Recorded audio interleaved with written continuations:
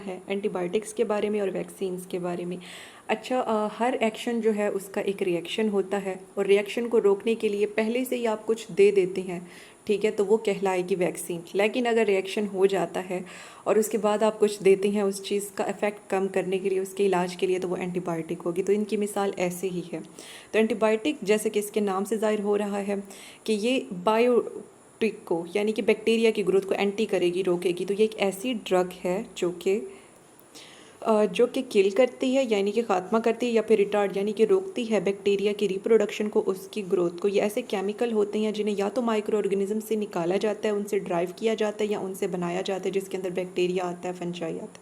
अच्छा, अब इनकी ना दो टाइप है। बैक्टीरिसिडल जो एंटीबायोटिक्स होती हैं वो मुख्तलिफ बैक्टीरियल इन्फेक्शंस का इलाज करेंगी और इनका मायने है बैक्टीरिया को किल करने वाले। लेकिन जो बैक्टीरियोस्टैटिक, जैसे कि इनके नाम से ज़ाहिर हो रहा है, ये वर्किंग को स्टैटिक कर देंगे, स्लो डाउन कर देंगे बैक्टीरिया की जो ग्रोथ है उसे रोक कर। फिर नेक्स्ट वो कह रही हैं कि 3 मेजर ग्रुप हैं हमारे पास एंटीबायोटिक के, मेजरली जिन्हें बयान किया जाता है। सिफालोस्पोरिन पहले है। ये बैक्टीरिया की सेल वाल की जो ग्रोथ हो रही होती है उसमें इंटरफेयर करती है, मुदाखलत करती है और इसे नमूनिया का इलाज करने, सोर थ्रोट गले का इलाज करने, टॉन्सिल्स गले में हो जाती हैं उसका इलाज करने, ब्रोंकाइटिस लंग्स के अंदर नालियाँ होती हैं वो सूज जाती हैं, उनका इलाज करने के लिए इसे इस्तेमाल किया जाता है। अच्छा, अब वो एंटीबायोटिक्स जिनका इस्तेमाल किया जाता है वाइड रेंज ऑफ यानी कि बड़ी तादाद में इन्फेक्शन का इलाज करने के लिए, वो ब्रॉड स्पेक्ट्रम में आती हैं। लेकिन जिनका जो कि इफेक्टिव होती हैं सिर्फ कुछ बैक्टीरिया की ग्रोथ को रोकने के लिए या उनकी एक्टिविटी को स्लो डाउन करने के लिए, वो नैरो स्पेक्ट्रम में आती हैं। अच्छा, जो टेट्रासाइक्लिन है ये ब्रॉड स्पेक्ट्रम है और ये बैक्टीरिया की प्रोटीन सिंथेसिस को रोकेंगी और इनका इस्तेमाल किया जाता है रेस्पिरेटरी ट्रैक्ट का कोई इन्फेक्शन हो जाए, यूरिनरी ट्रैक्ट का गुर्दों से रिलेटेड है कोई इन्फेक्शन हो जाए, इंटेस्टाइन आंतों का हो जाए, उसके लिए इन्हें यानी कि 8 साल के बच्चों के लिए इसका इस्तेमाल जो है नहीं कर सकते, और ख़ासतौर पर जब उनके दांत पैदा हो रही होती हैं। अच्छा, जो सल्फ़र ड्रग्स जिन्हें सल्फोनामाइड भी कहा जाता है, ये तीसरा मेजर ग्रुप है जिनके अंदर सल्फोनामाइड ग्रुप होता है। ये ब्रॉड स्पेक्ट्रम है और ये फॉलिक एसिड की सिंथेसिस को बैक्टीरिया के अंदर रोकती हैं और ये नमूनिया और यूरिनरी ट्रैक्ट के इन्फेक्शन के इलाज के लिए इस्तेमाल होंगी। तो पहले हमने देखा सिफालोस्पोरिन सेल वाल की ग्रोथ को रोकेंगी, और फिर देखा टेट्रासाइक्लिन ये प्रोटीन की सिंथेसिस को रोकेंगी, और सल्फोनामाइड फॉलिक एसिड की सिंथेसिस को बैक्टीरिया में रोकेंगी। अच्छा, एंटीबायोटिक रेजिस्टेंस क्या होती है? बार बार जब एक मतलब कि एंटीबायोटिक आप देते हैं तो बैक्टीरिया अपने अंदर सलाहियत पैदा कर लेता है कि अब तो इस एंटीबायोटिक से हमने नहीं मरना। इसी चीज़ का नाम एंटीबायोटिक रेजिस्टेंस है।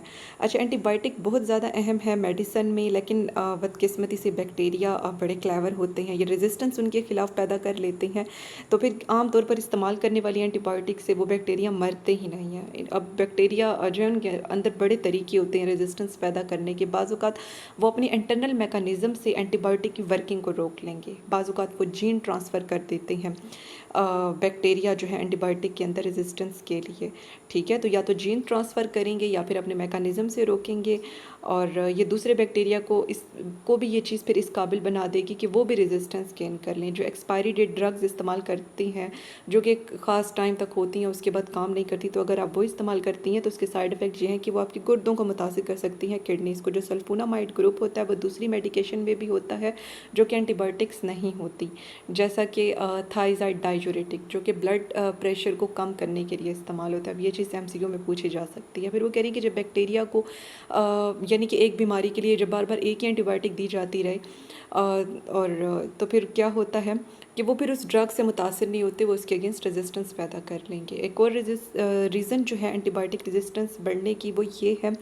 कि एंटीबायोटिक जो है इफ़ेक्टिव नहीं रहती इन्फेक्शन के अगेंस्ट, उन इन्फेक्शन के अगेंस्ट फिर ये काम नहीं करती जो कि वायरस से हैं। अब जो वायरस से होने वाली बीमारी है वो एंटीबायोटिक से कहाँ मरेगी, वो तो एंटीवायरल एजेंट से ही उसका मतलब कि ख़ात्मा होगा।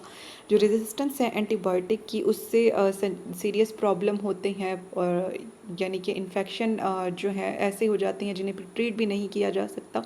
कुछ रेजिस्टेंट बैक्टीरिया जो हैं उनका ज़्यादा पावरफुल एंटीबायोटिक यूज़ करके आप इलाज कर सकते हैं, लेकिन कुछ इन्फेक्शन जो हैं वो इवन के नई एंटीबायोटिक से भी ठीक नहीं होते। तो एंटीबायोटिक रेजिस्टेंस में हमने क्या देखा है कि अपने मैकेनिज़्म से, और इसके अलावा एक और तरीका है इनका जीन्स के ज़रिए से रेजिस्टेंस पैदा करेंगे, और बार बार इस्तेमाल करने से भी रेजिस्टेंस आ जाएगी और बाकी बैक्टीरिया में भी आ जाएगी। और बाज़ औक़ात रेजिस्टेंस क्यों आ जाती है? क्योंकि वो डिजीज़ वायरस से हुई होती है।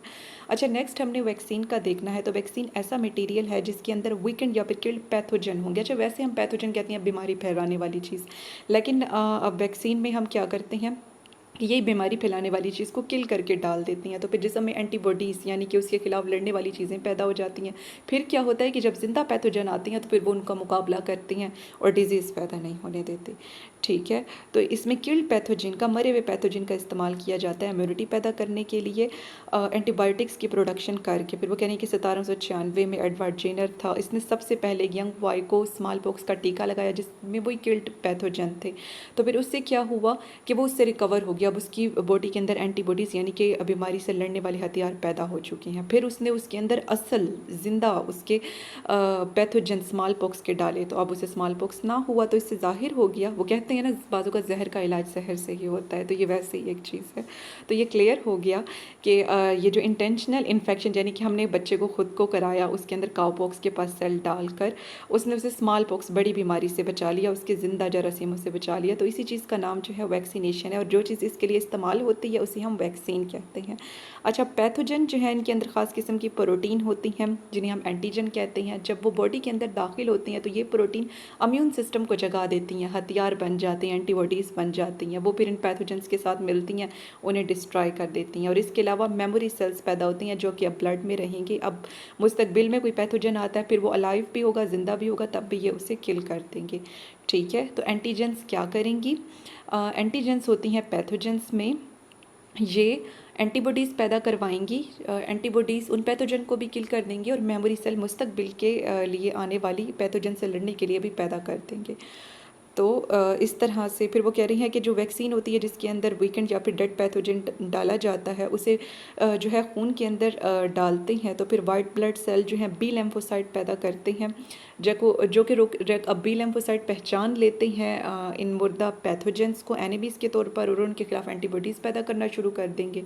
ठीक है, यानी कि अब एंटीबॉडीज़ कौन पैदा कर रहा है? बी लिम्फोसाइट पैदा कर रही हैं, और ये एंटीबॉडीज़ खून में रहेंगी और प्रोटेक्शन देगी इन पैथोजन से भी, और अगर रियल आ जाते हैं पैथोजेंस उनसे भी। फिर वो कह रहे हैं कि जो मोस्ट कॉमन मेथड है वैक्सीन लगाने का वो इंजेक्शन से है, लेकिन कुछ वैक्सीन जो है वो यानी कि माउथ का स्प्रे होता है, नेज़ल नाक का स्प्रे, उससे भी होता है। तो इसमें आपने यही देखा कि किल्ड पैथोजन डाले जाएंगे तो उससे क्या होगा कि जो प्रोटीन होती हैं एंटीजन वो एंटीबॉडीज़ पैदा कराएंगी किसके ज़रिए से? बी लिम्फोसाइट के ज़रिए से, जो कि फिर उन पैथोजन को भी किल करेगी और मेमोरी सेल पैदा करेगी जो कि मुस्तकबिल में आने वाले जरासीमों से भी बचा लेगा। तो ये देखें, ये एडवर्ड जेनर पहली वैक्सीनेशन जो है यहाँ पर कर रहा है। इसके साथ ही हम अपना लेक्चर एंड करते हैं। मेरे चैनल पर मौजूद है बीएससी के बॉटनी ज़ूलॉजी के लेक्चर, मैट्रिक की बायोलॉजी, एफएससी की बायोलॉजी। मेरा चैनल